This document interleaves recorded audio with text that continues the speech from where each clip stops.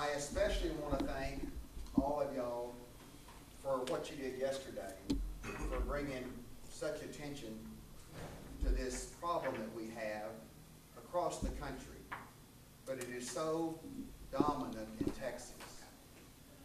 I was out of town, I couldn't be with you yesterday, but I came back in early last night so I could be here this morning. And I remember watching the news last night and seeing all the good publicity that you got, and somebody said, the newscaster said, that we had had 17 executions in Texas this year, which is at least 2 times, maybe 2.5 times more than any other state in the country. And if you are paying attention to politics, like I'm sure that you are, and if you see Governor Perry going around, and you saw the statement that he made about, when he was asked a question about 234 executions, about how the crowd just kind of erupted there, you can kind of see the tension that we have here in Texas on this particular issue. And Governor Perry is an individual who always plays to his base, the most right-wing, and I don't want to say conservative because I don't think this is necessarily a conservative or liberal issue, but always to the right-wing, the most extreme area of Texas politics. And his theory is, if I play to that area, I always get the Republican nomination, and therefore, since it's a Republican state, I always win an election or re-election, and therefore here I am. You know, I'm governor now, I'm running for president. So I really appreciate Ron and everybody else that came down from out of state to bring attention to this matter. Because in Texas, those folks are hard-headed and they're stubborn. And it might be polite to call them stubborn because you know, they say, well, you know, when we have somebody sitting over there like Clarence Baird, who was on death row for a number of years, and he gets off of death row, that shows that the system works. Well, to me, it shows that if you deprive somebody of their liberty and their freedom, and if you put them under the shadow of death and execution every day for years and years and years, that shows to me that the system is flawed. And we need to start paying more attention at the front end. Obviously at the back end as well, but we need to start paying more attention at the front end. And to make sure that no innocent person is executed. But that's what they say here. We're showing that the system works. We recently had a fellow who was convicted of a crime he did not commit, and he was in prison in Texas for 25 years for a non-capital crime, 25 flat years. And what happened was he was convicted of murdering his wife. And of course he didn't do it. And they had a little child. So he's lost his wife. He loses 25 years of his freedom. Their little boy loses both a mother and a father. And 2 years later, a lady in Austin is murdered by the same man. So it just, you know, when you start dealing with cases like this, it is so important that you get it right, that you not rush to judgment, and that you not be cynical about taking somebody's liberty and their freedom just on some type of suspicion or hunch. Human asked me to talk to y'all today about a couple of cases. The case I want to talk to you about first is the case of Cameron Todd Willingham. Now the Willingham case was a case from a very, very small rural county here in Texas called Navarro County, where Corsicana is. And Todd Willingham was the father of 3 beautiful, beautiful little girls. And I believe it was a day or 2 before Christmas. His house caught on fire, and his children burned, and they died in there. They died from smoke inhalation.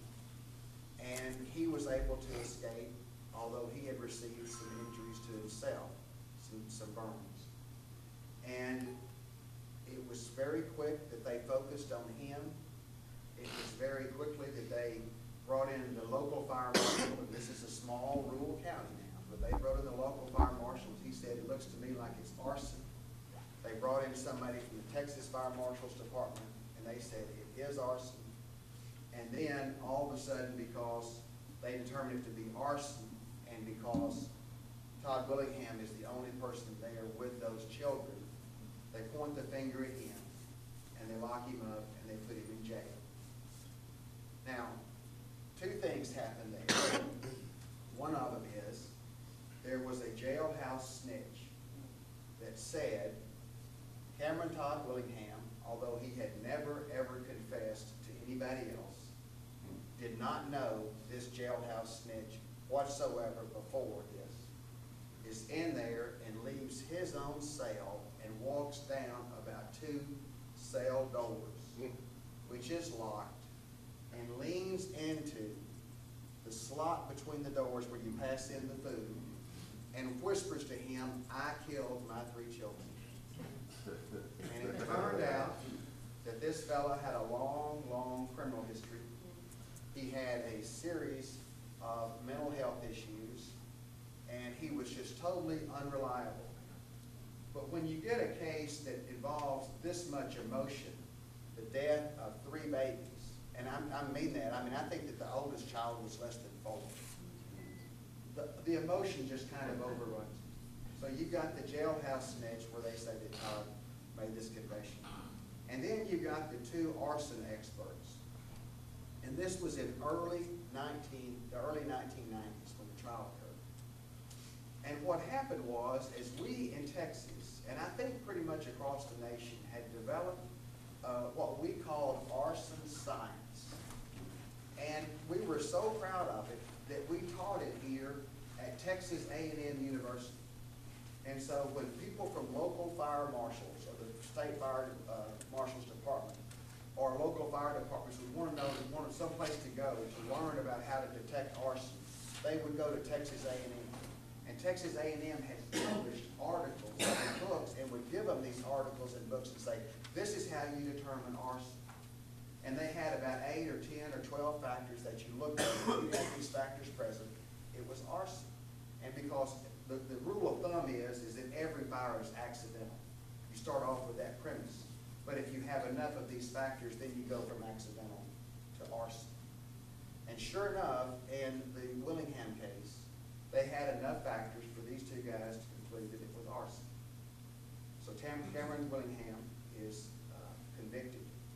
He's given the death penalty, and he's on death row. And he sits there for quite a while. I think he was convicted in I think this occurred in 92. I think he was convicted in 94. And he runs through the entire appellate system. And I want to tell you something. I want to be honest with you. Nobody in this deal in Texas that is as deeply involved in Texas government as I have has clean hands on this. Because when this case came before the Court of Criminal Appeals, I was a judge there, and I voted to affirm his conviction. And when he came back later on the writ of habeas corpus, I was there, and I voted to deny relief. All right? So I'm not saying that this is all good news about Charlie Baird. I feel very much at fault about what happened to him. But what had happened in the arson and scientific community was very, very important. Because shortly after the trial, they realized that everything that they had relied upon was junk. Was absolute junk science. And it wasn't the fault, I don't believe, of the fire marshal locally or the state fire marshal, because this is how they had been taught to detect arson. But it became so overwhelming that it was junk science that people began to look at it again, the Willingham case. And it just so happens that right here in Austin, Texas, is the world's foremost forensic arson examiner. His name is Gerald Hurst. And Gerald Hurst, free, pro bono as we lawyers say, agreed to look at the Willingham case again. And he looked at it from top to bottom. And of course now the execution date is drawing closer and closer and closer. And he prepares an affidavit. And his affidavit starts out with an apology. And he says, I'm sorry for the typographical and grammatical errors in this, but I understand time is of the essence. This is the report. nothing, there is nothing in this record or any of the evidence that would indicate that this fire in the Willingham case was a set fire or that it was arson. They got this affidavit to the Clemency Board, and the Clemency Board, or the Board of Pardons and Paroles, denied any type of requested delay or stay. They could have given him a 90-day stay. And then the case goes to Governor Perry, and the affidavit is submitted to Governor Perry, obviously now prior to the execution. And Governor Perry has it, and under Texas law, what he could have done is he could have granted a 30-day stay on his own and said, let's just see who this guy Hurst is, okay? Let's figure out if there's anything to this before we take somebody's life. And he refused it. And it turned out all you had to do, Governor Perry, was to pick up the phone and call the Texas Fire Marshal and say, who is this guy Hurst that has written this affidavit, and give it to me. And the guy on the other end, the Texas Fire Marshal, would have said he's the foremost authority on arson science in the world and probably the third or fourth smartest guy on the planet. You ought to listen to him and what he has to say. But that didn't happen, and Willingham was executed. Now, most people thought that that was going to be the end of it. You know, that once the person has been executed, y'all know what the resources are dedicated to people on death row. And we're trying to save people, right, and get people off of death row. And usually when somebody has been executed, you say, that's it. We're not going to spend any more resources on that as much as we'd like to. We just don't have them to spend. But this case is a case that would not just let go. There was so much going on in the arson science community that knew that this was junk science, that it just wouldn't stop. And what we had then was, primarily because of this case, we created in Texas the Texas Forensic Science Commission. Is that right? Am I saying that right? The Texas Forensic Science Commission. And that is a commission that is supposed to look at arson or any other thing, DNA, whatever it is, and determine if there was a conviction that was improperly relied upon, where wrong evidence was improperly relied upon for the conviction, number one. And number two, if it was, figure out how many other people were similarly situated in Texas. All right, so not just Willingham, for example, but if there are 500 other people in prison that were convicted under the same old junk science, let's get those folks out. Because what we relied upon was junk to get them in, let's get them out, now relying on science. And what happened was they were going to look into the Willingham case, and at this time, Governor Perry was running for re-election. And he was running against a lady by the name of Kay Bailey Hutchinson, who's a United States Senator, and thought was going to give him a very strong primary challenge.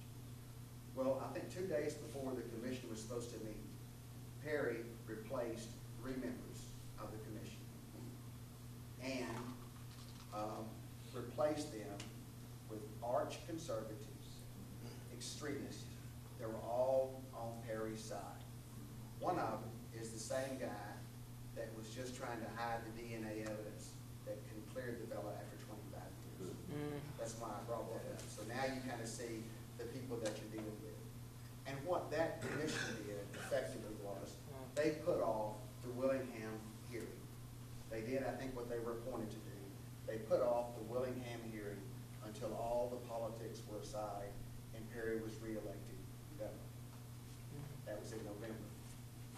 Now in October, the lawyers for Willingham's survivors realized what was going on. And they said, there's got to be some way to get this feud in court. Bring this out to the light of day so everybody knows what's going on. And they brought that to my court. And I said, I'd be glad to hear it. I'll be glad to have a hearing on that. It's certainly a case where we need to have some type of resolution. If we're taking innocent life in the name of the people of the state of Texas, and the state of Texas ought to know about it, and it ought to be flushed out here in a court. So what I did was I agreed to have the hearing, and I personally wrote Governor Perry, the state prosecuting attorney, the Texas fire marshal, and the prosecutor down in Navarro County. I said, this is what we call an ex parte proceeding, which says it's really only on behalf of Cameron Todd Willingham. But if y'all want to come up and present any evidence that you want to, I'll be glad to hear it. The governor wrote back and said, thank you very much, but we're not going to participate. The state prosecuting attorney said, thank you very much, but we're not going to participate. And the Texas Fire Marshal said, thank you very much, but we're not going to participate. And then rides in the prosecutor from Navarro County. And he says, not only do we want to participate, we want to be here for it, but Judge Baird, I want you to recuse yourself, which means remove yourself from these proceedings and not be a part of it because you're not fair.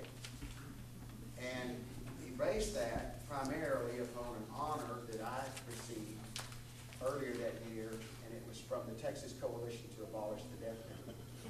And they had given me an honor that they called the Courage Award for having the courage in my convictions and beliefs to write the dissenting opinions and do whatever else I did. And I said, listen, you're here as a guest of mine. I'm happy to have you say or do whatever you want to do as far as this, but I'm not going to recuse myself. No other judge in Texas would hear this case to me. And I'm not going to further delay this, which is exactly what everybody wants to be done, just sweep it under the rug. So he walked out of the courtroom. And we had a hearing. And we had one hell of a hearing. We had the Dr. Hurst came in, and another fellow by the name of Lantini came in, and these were the foremost authorities on arson science in the world. And they determined that it was an accidental fire set or caused by either two reasons. Number one is these were children. This was an old house, and it didn't have any central heat or air. Had space heaters. Remember, this is in December. They thought that one of the children, perhaps playing with the space heater, had caused the fire because there were fires in their bedroom. And in fact, the older child had been disciplined for doing that in the past, sticking something, paper, something there. The other thing, and the more likely culprit in the fire, was the wiring. This house was built so long ago that when it was built, it did not have wire. It was not built for electricity. Okay, and I guess they had lamps, candles, and what do you call it, kerosene lamps and that type of stuff. Okay, but then when electricity came in, they wired it for electricity, but they wired it on the outside of the walls, not on the inside. And it was just a mess. And what the term was what they called jury rig, which is just kind of, an ad hoc type of thing just to kind of make things work.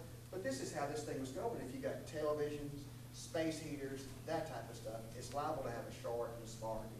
This was a tinderbox house. So they put on all that testimony. And then they put on testimony to attack the jailhouse snitch. And what I told you earlier about how this jailhouse confession was supposed to have occurred is exactly right. What happened later that nobody knew about until we had this hearing is that the snitch had written the district attorney in Navarro County and said, I lied at the hearing. You guys know I lied at the hearing. You guys knew I was lying when I testified, and y'all didn't keep your end of the bargain. Okay? This guy's in prison. And his end of the bargain was, if you testify, you're not going to be in prison. All right. So he's real upset about that. And what has happened now? Think about the time that it's expired. What's happened now is the judge on that court has retired. The judge that presided over the trial has now retired. And guess who the new judge is? It's the prosecutor who prosecuted Cameron Todd. So when the sheriff, or not the sheriff, but when the DA gets this letter from the jailhouse snitch, it's got a notation in the corner, and it said, give this to Judge Jackson. Judge Jackson is the prosecutor.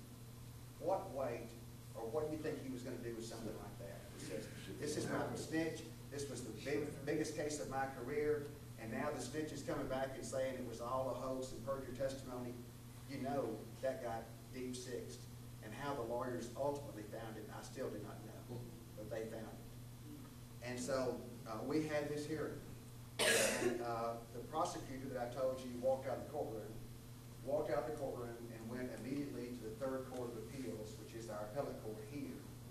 And it turned out, from a timing standpoint, he said Baird should have recused himself. He's not fair. He should have had a hearing on the recusal motion. And what happened was, after all the testimony, the two experts and all the testimony related to the jailhouse snitch was in, and the case was closed, the Third Court of Appeals said, stop what you're doing. You can't do anything more. Okay. And that was on October the 14th. And I've already announced that I'm retiring. My term expires in December 31st. And so I'm kind of sitting there on pins and needles because I want to get this thing resolved because I've heard the testimony. And the last thing I want to do is leave this behind to some baby judge coming home. You know, it's just not fair to her. And the Court of Appeals handed down their decision on December the 22nd. And so, you know, how December 22nd is right before Christmas and the holidays, and get the judge up here to have all this other hearing and that type of stuff. It just didn't work out. So de facto, after the fact, when I had to retire on December 31st, I was off the case. And so the case is still pending out there. And I don't know exactly what's going to happen to it. But I will tell you this.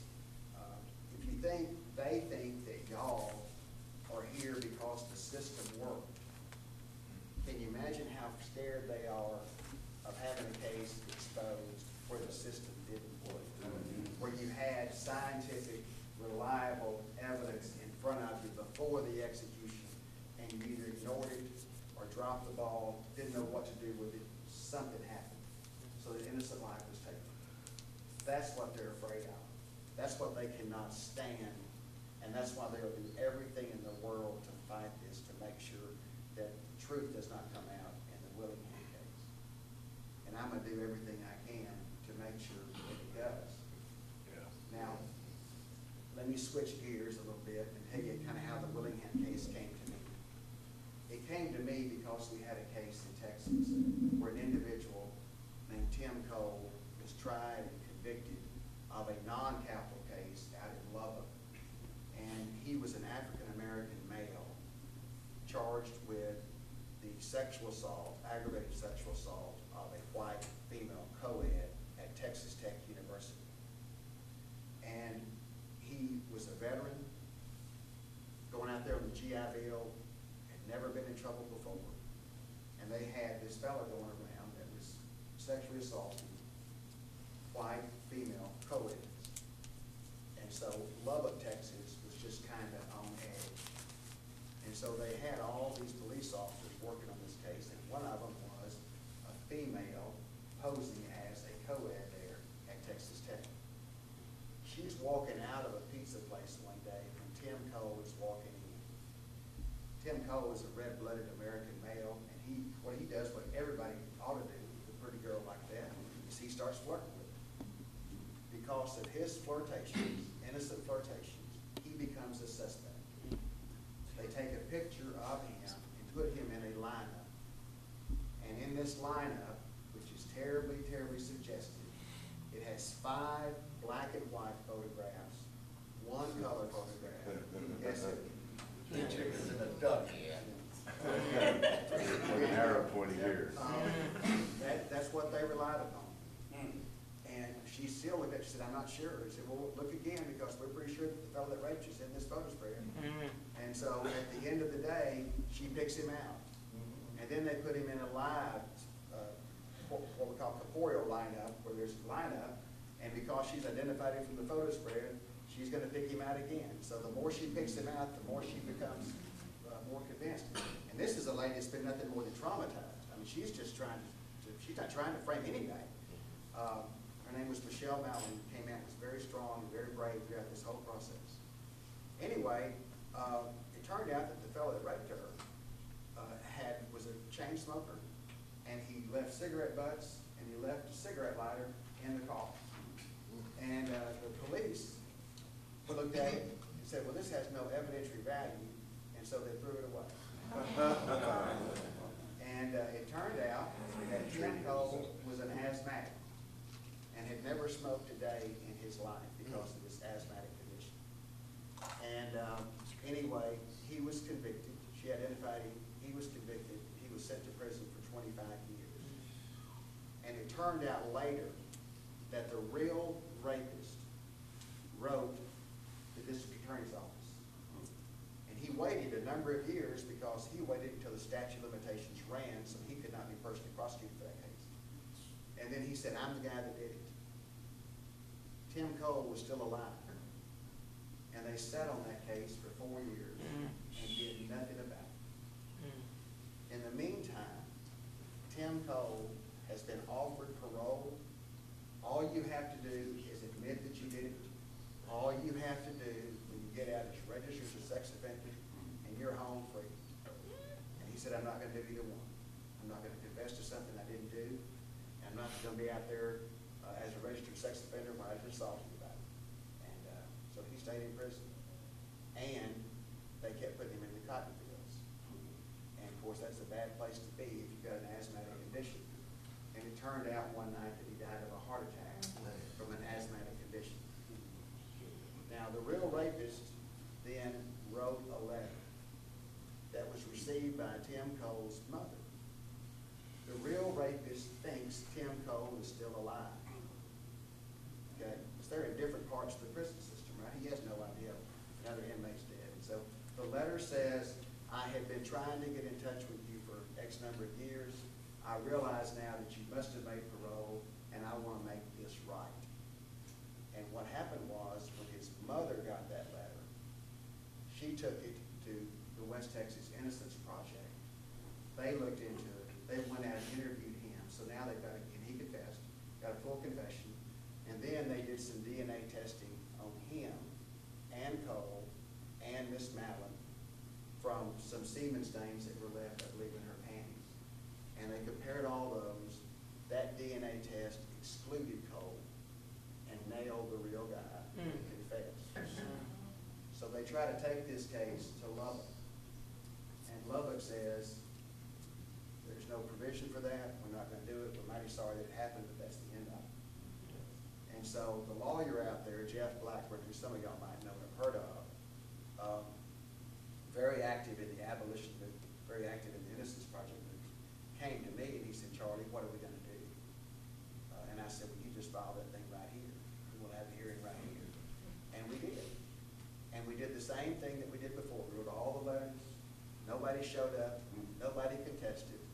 And so we had the first posthumous exoneration in Texas. And it later led to Governor Perry giving him the first posthumous pardon in Texas. And so it was too little, too late. But we did something. We did all that we could to make this right for Tim Cole and his longer living sessions and all this.